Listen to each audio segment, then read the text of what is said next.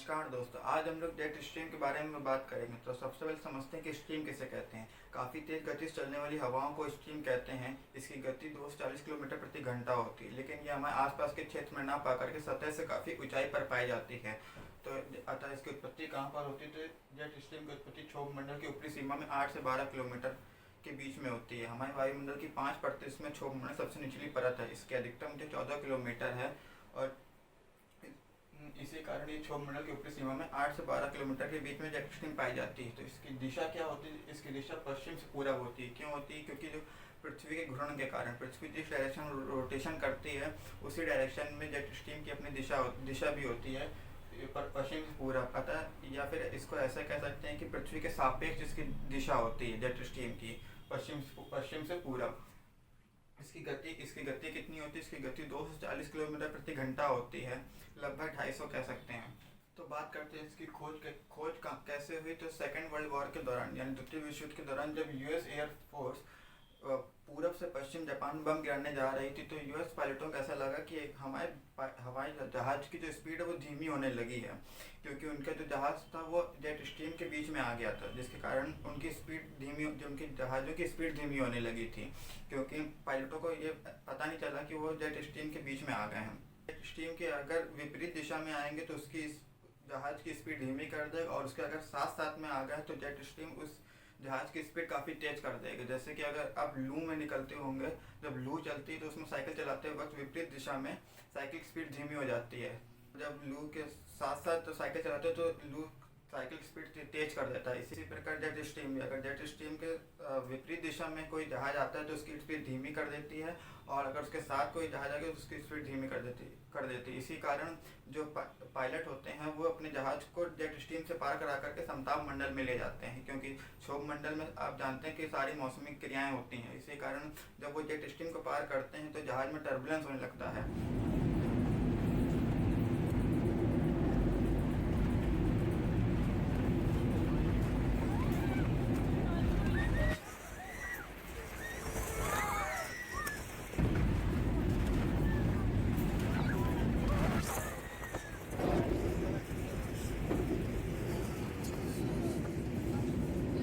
Jet stream की गति जो है वो 250 किलोमीटर यानी कि जेट के समान है, इसीलिए इसको जेट स्ट्रीम कहते हैं। इसके आकार की बात करें तो इसका आकार सरिता या नदी के समान होता है, यानी कि ये लहरनुमा चलती है। ये सीधी न चल कर के जेट स्ट्रीम लहरनुमा चलती है।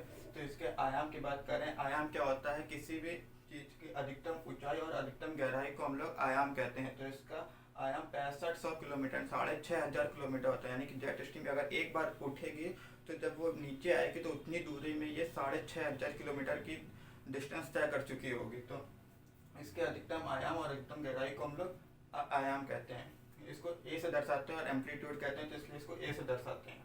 इसके प्रकार की बात करें तो इसके 3 प्रकार माने जाते हैं। अगर विषुवत रेखा के पास चलेगी तो उसको विषुवतीय जेट कहेंगे, अगर शीतोष्ण के पास चलेगा, उपोष्ण के पास चलेगी तो उसको उपोष्ण जेट कहेंगे, और अगर ध्रुव के पास चलेगी उसको ध्रुवीय जेट कहेंगे। आपने पढ़ा होगा कि विषुवत रेखा के पास व्यापारिक पवनें चलती है तो इसलिए व्यापारिक जेट भी इसको कहते हैं।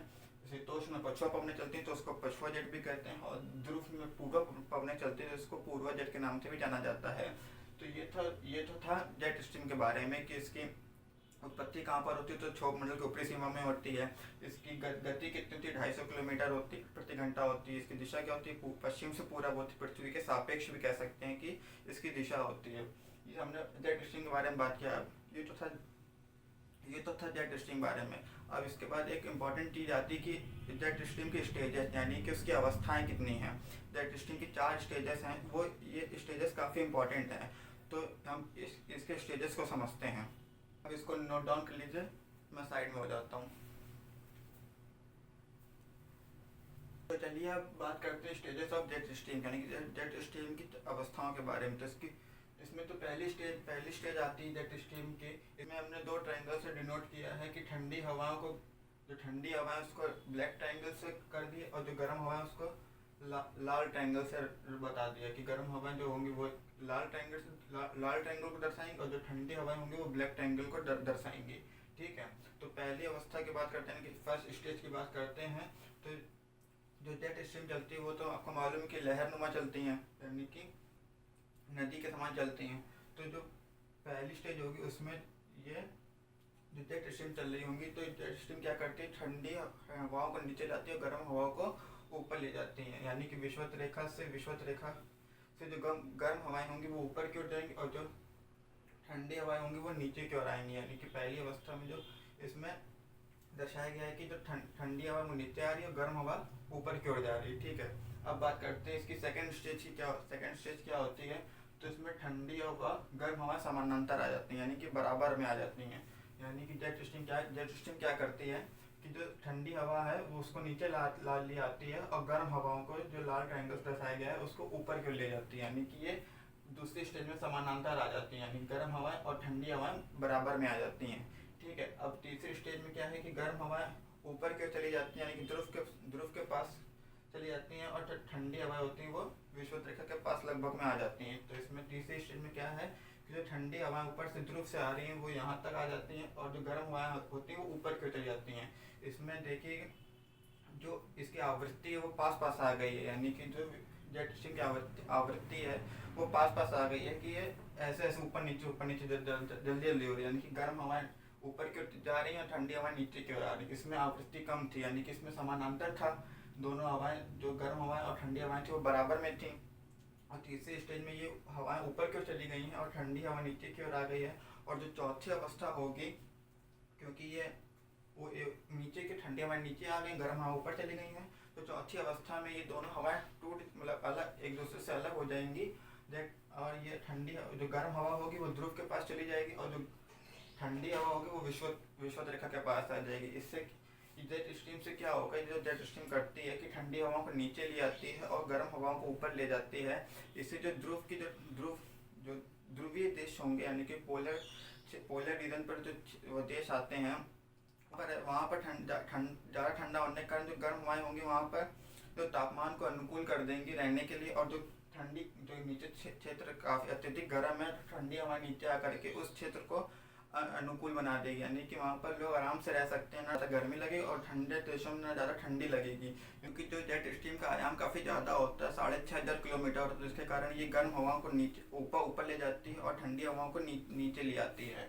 तो हमने बात किया है कि इसके चार स्टेजेस के बारे में। पहली स्टेजेस में दोनों हवाएं लगभग ऊपर नीचे जाना चालू हो जाएंगी, दूसरी अवस्था में समानांतर हो जाएंगी, तीसरी अवस्था में गर्म हवा ऊपर चली जाएंगी, ठंडी हवा नीचे आ जाएंगी, और चौथी अवस्था में ये टूट करके गर्म हवा ऊपर चली जाएंगी और ठंडी हवा विषुवत रेखा पर आ जाएंगी। तो हमने इसमें क्या क्या समझा जेट स्ट्रीम में। सबसे पहले समझा कि इसकी उत्पत्ति कहाँ पर होती है। तो इसकी उत्पत्ति क्षोभ मंडल की ऊपरी सीमा में होती है, 8 से 12 किलोमीटर के बीच में। इसकी दिशा क्या होती है, तो पृथ्वी के सापेक्ष कह सकते हैं, या फिर इसकी पश्चिम से पूरब होती है। क्यों होती है, क्योंकि पृथ्वी घूर्णन कर रही है, यानी रोटेशन कर रही है। इसके कारण, क्योंकि पृथ्वी का डायरेक्शन भी पश्चिम से पूरब होता है, इसीलिए हम लोग को पूरब में सूर्य उगता हुआ दिखाई देता है। तो इसकी दिशा पृथ्वी के समान होती है, यानी पश्चिम से पूरब होती है। इसकी गति कितनी होती है, तो 240 किलोमीटर प्रति घंटा स्पीड होती है। तो इसके हमने ये समझा कि इसकी खोज कैसे होती है। सेकंड वर्ल्ड वॉर के दौरान यूएस आर्मी जब वो पूरब से पश्चिम जापान बम गिराने गई, तो यूएस पायलटों को ऐसा लगने लगा कि उसकी स्पीड धीमी, उनके जहाज़ों की स्पीड धीमी होने लगी, गति धीमी होने लगी है। तो हमने इसकी खोज के बारे में समझा। इसका आयाम देखा कि 6500 किलोमीटर इसका आयाम होता है। इसके आकार की बात करें, इसका आकार कैसा होता है, तो इसका कण नदी या संहिता के समान होता है कि लहरनुमा इसका आकार होता है। ठीक है, फिर इसके बाद इसके प्रकारों के बारे में समझा कि इसके कितने प्रकार हैं।